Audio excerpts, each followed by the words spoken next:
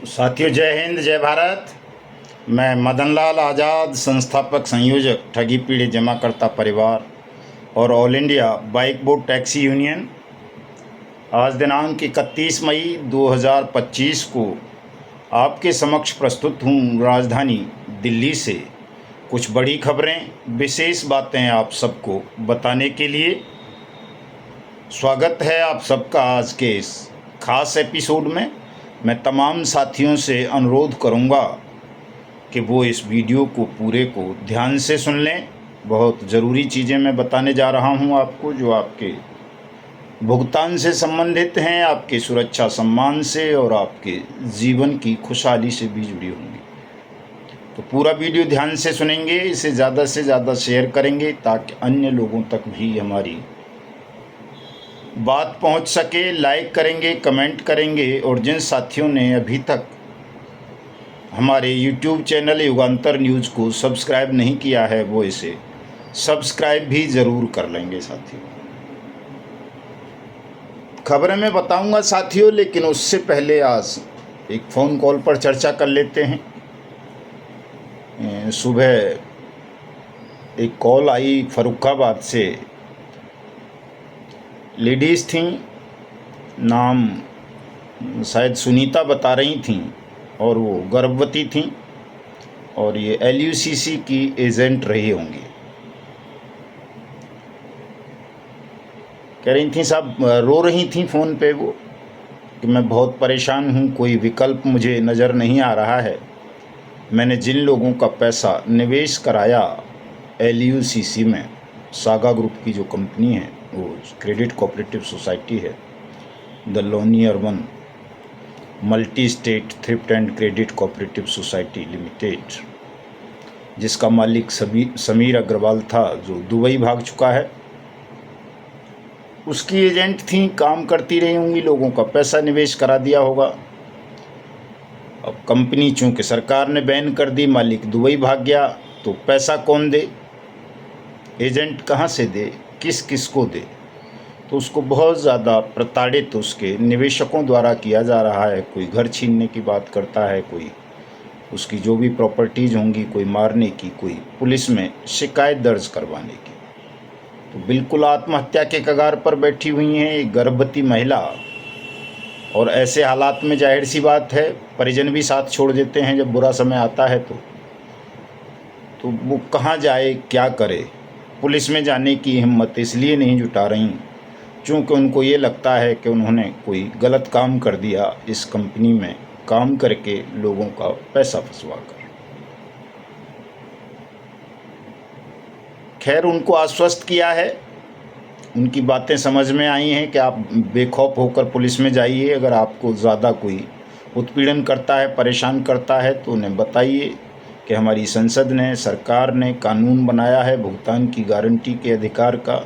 आपका पैसा सरकार देगी, भले ही सोसाइटी या कंपनी डूब गई या भाग गई या सरकार ने बैन कर दी, इस बात से कोई लेना देना नहीं है। आपका पैसा यदि आप लड़ेंगे, आवेदन करेंगे वाट्स एक्ट 2019 के अंतर्गत, तो आपका पैसा सरकार आपकी जमा राशि का 2 से 3 गुना वापस करेगी। इस कानून का हवाला देकर कोई भी एजेंट साथी यदि पुलिस में अपनी शिकायत दर्ज करवाएगा अपने उत्पीड़न की, तो निश्चित रूप से पुलिस उसकी बात सुनेगी।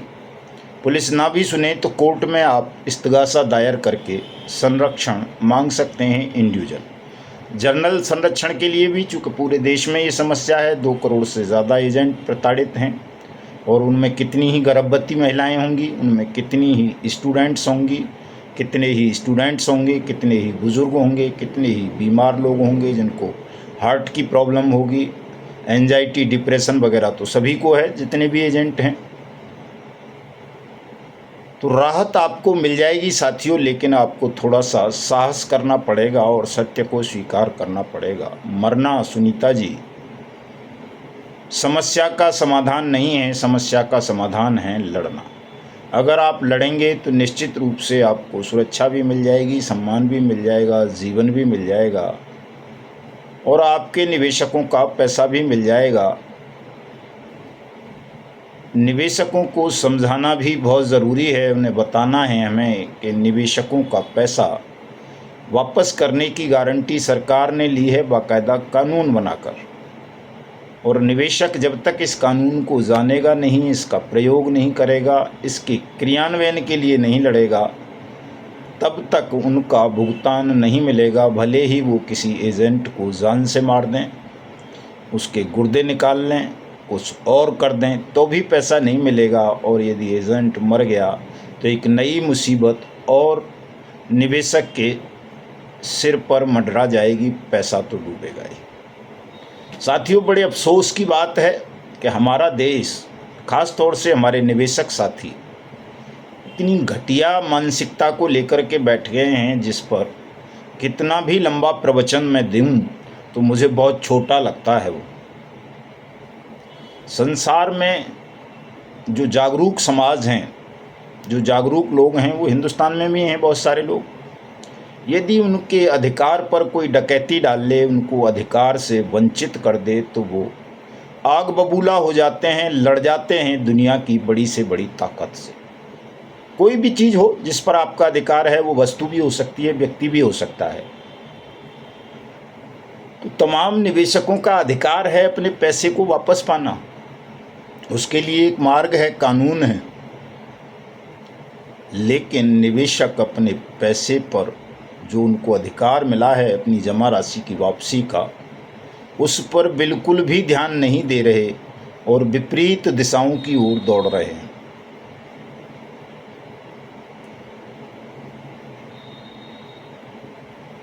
निवेशकों ने तो धन पर अधिकार खो दिया है, उस अधिकार से वंचित कर दिए गए हैं सरकार द्वारा, सिस्टम द्वारा, ठगों द्वारा।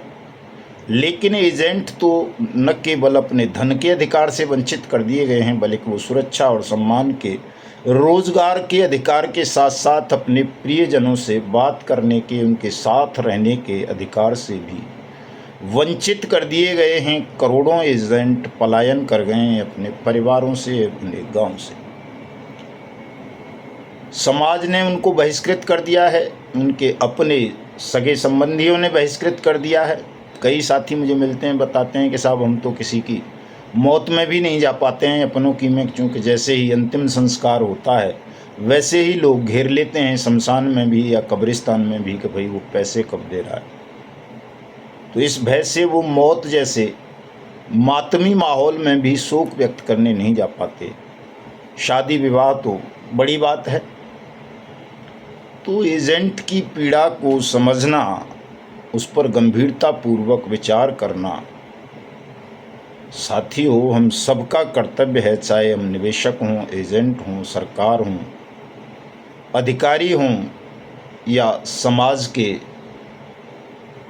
रहनुमा हों, मसीहा हों, नेता हों, यदि हम सच्चे हैं, न्याय के प्रति, कानून के प्रति हमारी आस्था है, मानवता हमारे अंदर है, हम धार्मिक हैं, आध्यात्मिक हैं, सामाजिक हैं, तो हमें इस गंभीर समस्या पर गंभीरतापूर्वक विचार करना चाहिए कि हमारे देश के लोगों की मानसिकता ठगों ने, बेईमान शासन प्रशासन ने इतनी गिरी हुई क्यों बना दी है, इतनी क्यों गिरा दी है कि हम अपने अधिकार के लिए भी लड़ नहीं पा रहे और अधिकार खोकर के कायरों की तरह, नपुंसकों की तरह, मूर्खों की तरह, धूर्तों की तरह आपस में कुत्तों की भांति लड़ रहे हैं। जैसे एक मोहल्ले का कुत्ता दूसरे मोहल्ले में चला जाए तो वो आपस में लड़ जाते हैं, वो हालत निवेशक और एजेंट के बीच बना दी गई है। साथी हमारे तथाकथित नेतागण भी आपस में लड़ रहे हैं, जो ठगी पीड़ितों के लिए काम करते हैं वो भी आपस में ही ज़्यादा लड़ते हैं। हमने अनेक प्रयास किए कि एक मंच पर आ जाओ, एक लड़ाई लड़ लो, व्हाट्सएप बन गया है, इसको क्रियान्वित करा लो, लेकिन भाइयों की समझ में नहीं आता। एजेंट साथी भी पता नहीं कहाँ दिग्भ्रमित हो जाते हैं। 2021 का एक आदेश है multi state credit cooperative societies के विषय में, सेंट्रल रजिस्ट्रार कोऑपरेटिव का। उस आदेश में उन्होंने साफ साफ लिखा है साथियों कि सेंट्रल कोऑपरेटिव रजिस्ट्रार की कोई जिम्मेदारी नहीं है किसी ऐसे व्यक्ति का पैसा वापस दिलवाना जो किसी भी multi state credit cooperative society में या स्टेट क्रेडिट कोऑपरेटिव सोसाइटी में अपना पैसा बिना मेंबरशिप के जमा करता है, यानी यदि वो बोर्ड ऑफ डायरेक्टर्स के इलेक्शन में वोटिंग राइट नहीं रखता, केवल पैसा जमा कर रहा है, तो उसके पैसे की कोई जिम्मेदारी सेंट्रल रजिस्ट्रार की नहीं है। ये साफ आदेश है, लेकिन इस आदेश के बावजूद भी साथियों आज तक multi state credit cooperative societies में लोग पैसा जमा कर रहे हैं, क्रेडिट कोऑपरेटिव सोसाइटीज़ में जमा कर रहे हैं, निधियों में कर रहे हैं, फर्मों में कर रहे हैं, कंपनीज में कर रहे हैं, कॉरपोरेशंस में कर रहे हैं, एनबीएफसीज में कर रहे हैं। लोगों की समझ में आता नहीं है, कुछ तो कानून की पहुंच उन तक नहीं है, कानून के बारे में वो जानते नहीं हैं। सरकार ऐसे कानूनों का प्रचार प्रसार नहीं करती है, ऐसे आदेशों का बस कागज़ों में निकाल दी है और दबा के रख ली है। आम जनता लुटती है, ठगती है, पिटती है, रोती है तो रोती रहे, सरकार को कोई अंतर नहीं पड़ता। बल्कि सरकार तो इस बात में लगी रहती है कि जो भी लोग ठगी का धंधा कर रहे हैं, संगठित अपराध कर रहे हैं, उनसे उनको मंथली चंदा या रिश्वत मिलती रहे। सरकार और प्रशासन केवल इतनी सी सोच रखते हैं, उनके कुछ उत्तरदायित्व हैं देश को संगठित अपराधों से बचाने के लिए, ठगी प्रकरणों से संरक्षण देने के लिए। अपने उन उत्तरदायित्वों का निर्वहन शासन प्रशासन नहीं कर रहा है। इसलिए मेरी दृष्टि में, कानून की दृष्टि में, शासन प्रशासन सबसे बड़ा संगठित अपराधी गैंग है, और जब तक इस गैंग को, गिरोह को हम खत्म नहीं कर लेंगे, तब तक साथियों ना आपका पैसा मिलेगा, ना आपको सुरक्षा सम्मान मिलेगा, ना आपका राष्ट्र ठग बेईमानों के खूनी पंजों से आज़ाद हो सकेगा। इस गिरोह का, इस तिकड़ी का जो ठग बेईमान शासन और प्रशासन ने बनाई है, मीडिया ने भी मिलकर के, सफाया करने के लिए हम सबको एकजुट होना पड़ेगा। और यदि हम एकजुट नहीं हुए, आपस में ही लड़ते रहे, तो निश्चित रूप से ठग और बेईमान हमारा और देश का खून चूसते रहेंगे। हम अपने अधिकारों की रक्षा नहीं कर पाएंगे। सेंट्रल रजिस्ट्रार कोऑपरेटिव का जो आदेश था, 2021 का आदेश है वो, और 2022 में नहीं, सॉरी 23 में हमारी मोदी सरकार ने, अमित शाह की सरकार ने सहारा सीआरसी रिफंड पोर्टल बना दिया। गैरकानूनी रूप से, बिल्कुल शुद्ध गैरकानूनी है साथियों। उस सरकार को कोई अधिकार नहीं बनता कि एक तरफ वो ये कहे कि हमारा कोई उत्तरदायित्व नहीं है ऐसे लोगों का पैसा वापस करने का। दूसरी ओर जब बट्स एक्ट 2019 को लेकर देश में राष्ट्रव्यापी आंदोलन हो, लोग एकजुट होने लगे, सहारा के खिलाफ बट्स एक्ट के तहत मुकदमे दर्ज होने लगे, तो सरकार 2021 के आदेश को भूलकर 2023 में नया आदेश ले आती है कि सहारा सीआरसी रिफंड पोर्टल बनेगा और 45 दिन में सहारा की चारों multi state credit cooperative societies के लोगों का पैसा वापस करेगा सीआरसी रिफंड पोर्टल।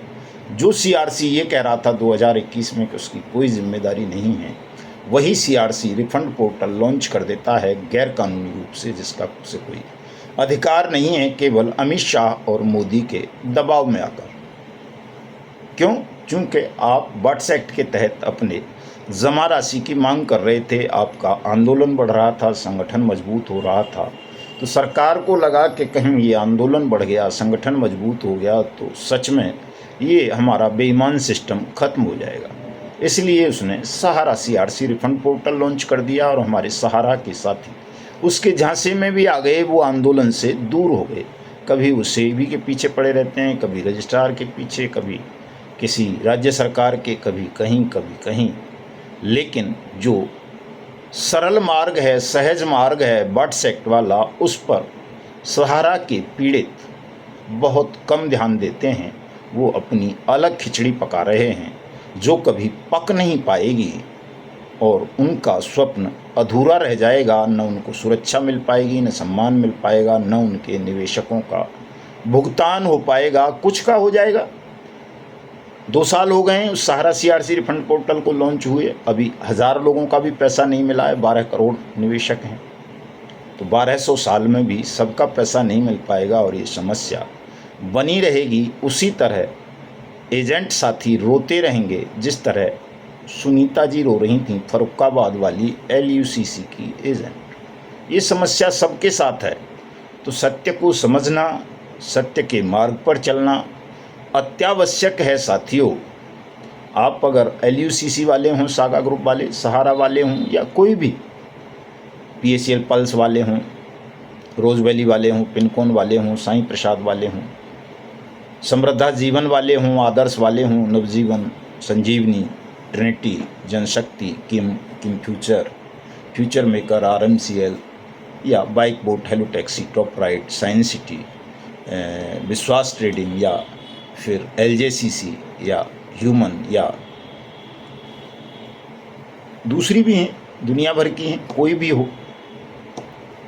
सबके साथियों को एकजुट होना पड़ेगा साथियों, इस लड़ाई को जीतने के लिए, इस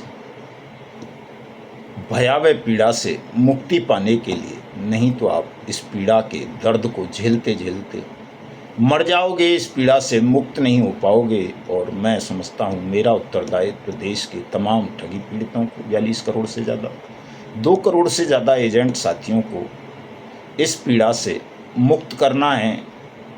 और आप समझ सकते हो कि जब आपको इंडिविजुअली, व्यक्तिगत रूप से इतनी पीड़ाएं हैं, तो जो आदमी इतना वो लेके चल रहा है बोझा सबका, उसको कितनी पीड़ाओं का सामना करना पड़ रहा होगा, वो कैसे झेल रहा होगा इन तमाम समस्याओं को, इन पीड़ाओं को। इसे भी आपको समझना होगा, हमारे दर्द को भी साथियों। आप सहयोग नहीं कर रहे हैं, संगठन से नहीं जुड़ रहे हैं, इतना भी नहीं कर पाते हैं कि आप कम से कम हमारा वीडियो ही देश में शेयर कर दें, ताकि देश को पता चल सके कि कोई संगठन, कोई व्यक्ति या कोई व्यक्तियों का समूह उनकी मांगों की पूर्ति के लिए, उनके अधिकार उन्हें दिलाने के लिए, उन्हें न्याय दिलाने के लिए मोदी और अमित शाह से भी लड़ रहा है, उनकी सत्ता को धूल में मिलाने की चुनौती देता रहता है। आज भी हमारे वीर वीरांगनाओं ने पूरे देश भर में तहसील स्तर पर मोदी सरकार को बर्खास्त करने की मांग की है राष्ट्रपति महोदया से, CJI से। चीफ जस्टिस ऑफ इंडिया को ज्ञापन भेजे गए हैं, महामहिम राष्ट्रपति को भेजे गए। ये बर्ड्स एक्ट का उल्लंघन कर रही हैं सरकारें, इनको बर्खास्त करो, या बर्ड्स एक्ट के तहत हमारा भुगतान करो। कितनी बड़ी बात है, कितनी साहस का काम है, जिस काम को नेता प्रतिपक्ष नहीं कर पा रहा, पॉलिटिकल पार्टी नहीं कर पा रही, कोई सामाजिक संगठन नहीं कर पा रहा, उस काम को हमारा पीड़ितों का संगठन कर रहा है, जो संसाधन विहीन है। केवल उसके पास एक ही हथियार है, सत्य का हथियार। और ये हथियार ऐसा है जो भूचाल ला देता है, तानाशाहों को उखाड़ के फेंक देता है। किसी मोदी और अमित शाह की, किसी मुख्यमंत्री की तो सामर्थ्य ही क्या है कि वो इस हथियार का मुकाबला कर पाएंगे। लेकिन साथियों, हमें इस हथियार को निरंतर धार देनी पड़ेगी, तेज करना पड़ेगा। आज आपने तहसील स्तर पर ज्ञापन देकर मोदी सरकार की बर्खास्तगी की मांग की, अपनी राज्य सरकार की बर्खास्तगी की मांग की, अपने भुगतान की मांग की, सुरक्षा सम्मान की मांग की। इसके लिए मैं आप सबको बधाई देता हूं, आपके साहस को सलाम करता हूं, नमन करता हूं, और उम्मीद करता हूं कि आप भयमुक्त होकर इस लड़ाई को और आगे बढ़ाएंगे, पीछे कदम नहीं हटाएंगे किसी भी मूल्य पर।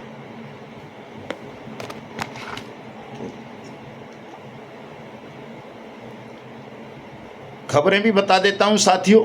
बरेली में एक भारतीय जनता पार्टी के नेता हैं सूर्यकांत मौर्य, उन्होंने अमर ज्योति नाम से एक कंपनी बनाई थी, और भी कई कंपनी बना रखी थी बदायूं, इलाहाबाद, बरेली वगैरह में। बड़ा कारोबार था, यही निवेश का ही, पूंजी स्कीम्स का ही। कंपनी बंद हो गई है। जो बीती हुई रात है उस पर ही उसके निवेशकों ने भाजपा नेता का घर का बरेली में घेराव किया, बहुत अच्छा काम किया। मैं बधाई देता हूं इन साथियों को और उनसे सलाह भी देता हूं कि वो सब्बाट्स एक्ट के अंतर्गत भाजपा नेता के खिलाफ मुकदमा दर्ज करवाएं।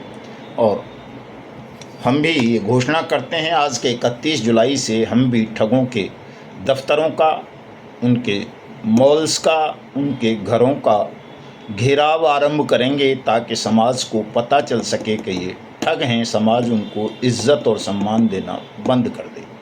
31 जुलाई को सबसे पहले KBCL कल्पतरू के मालिक महाठग जयकिशन राणा के मॉल का घेराव किया जाएगा फरय दिल्ली आगरा राष्ट्रीय राजमार्ग पर मथुरा में। वहीं से शुरुआत करेंगे और निरंतर रोज़ाना किसी न किसी ठग के, चाहे वो किसी भी कंपनी वाले हों, गरिमा वाला भी MLA है, उसकी पत्नी MLA है, संजीवनी वाला मंत्री है केंद्र में, कौन सा शेखावत है वो, GCA वाला है प्रीतम सिंह विधायक कांग्रेस का, टोगो रिटेल मार्केटिंग वाला है गुर्दाचोर डॉक्टर सेठी। इन सब के घरों का घेराव भी 31 जुलाई के बाद शुरू कर दिया जाएगा। 31 जुलाई को श्री गणेश करेंगे सबसे पहले KBCL कल्पतरू के जयप्रकाश राणा के हेड ऑफिस और शॉपिंग मॉल का घेराव करके फरस। मैं पूरे देश के साथियों का आह्वान करूंगा कि सब साथी 31 जुलाई 2025 को सुबह 10 बजे योगेश्वर भगवान श्री कृष्ण की जन्मभूमि मथुरा फरय आएँ। वो दीनदयाल उपाध्याय की भी जन्मभूमि है साथियों, जो भारतीय जनता पार्टी के प्रवर्तक हैं एक तरह से, जिन्होंने अंत्योदय का विचार दिया दुनिया को, देश को ही नहीं। तो क्या पता इस मोदी और अमित शाह की मरी हुई आत्मा भी जाग जाए और ये अपराध ना करें, कानून के मार्ग पर आ जाएं, लोकतंत्र की और संसद की इज्जत बचाने में हमें सहयोग करने लगे। तो आइएगा सब साथी, 31 जुलाई के बाद विधिवत विस्तृत कार्यक्रम बनाया जाएगा। अभी के ये कार्यक्रम साथियों, मेरा स्वास्थ्य थोड़ा ढीला हो गया है और कोविड की भी भयावह स्थिति होती जा रही है, तो इसलिए ये जो हमारा शिमला का कार्यक्रम था उसको भी आगे बढ़ाएंगे और जो हमारे राजस्थान के 2 कार्यक्रम थे उनको भी आगे बढ़ाएंगे। सेहत अलाउ नहीं कर रही है। और दूसरा, चूँकि सुप्रीम कोर्ट ने कई फैसले ऐसे दे दिए हैं जो बेहतरीन हैं, जिनकी जितनी प्रशंसा की जाए वो कम है। नीट वाले मैटर पर सुप्रीम कोर्ट ने बहुत ज़बरदस्त फैसला दे दिया है। दूसरा, पुराने सुप्रीम कोर्ट का इतिहास देखें तो वो हमेशा सरकारों के दबाव में आ जाता था, सरकार के पक्ष में फैसला देता था।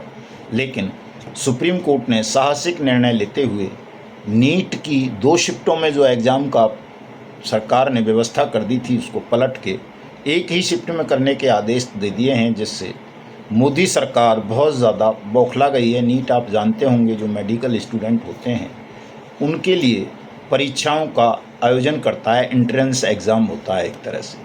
तो ऐसे सुप्रीम कोर्ट के ऐसे साहसिक निर्णय पर मैं सुप्रीम कोर्ट को बधाई देता हूं और बहुत जल्दी सुप्रीम कोर्ट में हम भी 3 मांगों को लेकर के रिट पिटीशन फाइल करने जा रहे हैं। एक तो सबसे पहले बर्ड्स एक्ट के अंतर्गत प्रत्येक ठगी पीड़ित की जमा राशि का 2 से 3 गुना भुगतान सरकारें करें, तहसील स्तर पर करें, जिला स्तर पर करें, भुगतान सिविल लगा करके करें, क्योंकि कानून ने यही प्रोविज़न दिया है। दूसरा, देश के तमाम एजेंट साथियों को सुरक्षा, सम्मान, रोजगार, पुनर्वास की गारंटी का अधिकार दिया जाए, क्योंकि कई बार सुप्रीम कोर्ट ठगों को इंटरिम राहत दे चुका है इस तरह की, तो हमारे एजेंट साथियों को भी दी जाए। तीसरा साथियों, ये जो सहारा CRC रिफंड पोर्टल हो, चाहे CBPACL पल्स रिफंड पोर्टल हो, या कोई आदर्श पे लिक्विडेटर हो, या ट्रिनिटी पे हो, या किसी और पे, ये जो लिक्विडेटर और NCLT और SFIO की व्यवस्था बनाई है, इसको तुरंत प्रभाव से भंग किया जाए और बर्ड्स एक्ट का क्रियान्वयन सख्ती के साथ पूरे देश में सुनिश्चित किया जाए। और जो लोग सरकारी पदों पर बैठकर बर्ड्स एक्ट की अवहेलना कर रहे हैं, उसकी अनुपालना नहीं कर रहे, उन सब के खिलाफ सख्त से सख्त सज़ा का प्रबंध किया जाए। इन 3 बातों को लेकर के हम भी सुप्रीम कोर्ट जाने की तैयारी कर रहे हैं। तमाम साथी अपनी अपनी डिटेल्स मुझे व्हाट्सअप करें, क्योंकि बहुत जल्दी ये कार्रवाई हम करने जा रहे हैं और इसमें आप सबसे सहयोग की भी आशा रखते हैं। साईं प्रसाद के एक डायरेक्टर को छत्तीसगढ़ पुलिस ने गिरफ्तार कर लिया है साथियों। इसका नाम था, वो महाराष्ट्र से ही गिरफ्तार करके लाए हैं इसको, शैलेश अमृत भोईर डायरेक्टर था साईं प्रसाद का। फरार चल रहा था, इसको गिरफ्तार कर लाई है पुलिस। और जब ये गिरफ्तार हुआ है तो इस एफआईआर में जो ये इसके मालिक वगैरह थे, भोपरेकर वगैरह, क्या नाम है साले का, मैं तो नाम भी भूल जाता हूँ, ये सब भी अक्यूज थे। तो इनकी भी ज़मानतें कैंसिल करा के इन सबको भी जेल में ठूस देना चाहिए।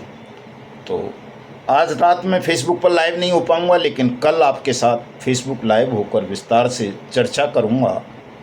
तो जुड़िएगा कल सब साथी। मेरी फेसबुक आईडी मदन लाल आज़ाद के नाम से है, उसको फॉलो कर लेना और इस वीडियो संदेश को शेयर अवश्य कर देना साथियों। किसी एजेंट को आत्महत्या करने की आवश्यकता नहीं है। मैं गारंटी लेता हूं आपकी, ईश्वर को साक्षी मानकर नारायण की ओर से मैं वचन देता हूं आपको कि आप सबका भुगतान होगा, सबको सुरक्षा सम्मान मिलेगा और हिंदुस्तान ठगमुक्त बेईमान रहित राष्ट्र राज्य के रूप में भी स्थापित होगा। और प्रत्येक उस ठग की, छल करने वाले की, धोखे वाले की अंतिम श्वासें जेल के सींखों के पीछे या फांसी के फंदे पर निकलेंगी, जिसने किसी के भी साथ कोई भी छल किया है, धोखा किया है और हमारे एजेंट और निवेशक साथियों को आपस में लड़ाने की साजिश रची है साथियों। और ये बहुत जल्दी होने जा रहा है, देर नहीं लगेगी, घबराइए मत, तनाव मत लीजिए। ज़्यादा से ज़्यादा 6 महीने लगेंगे, पूरा देश जागेगा, पूरा देश आपके साथ खड़ा होगा और ठगों का अंत होगा, बेईमान सिस्टम का अंत होगा। आप हिंदुस्तान के हुक्मरान बनेंगे और हिंदुस्तान में न्याय की, धर्म की, सत्य की, कानून की स्थापना करेंगे। तो मिलता हूँ कल। जय हिंद, जय भारत।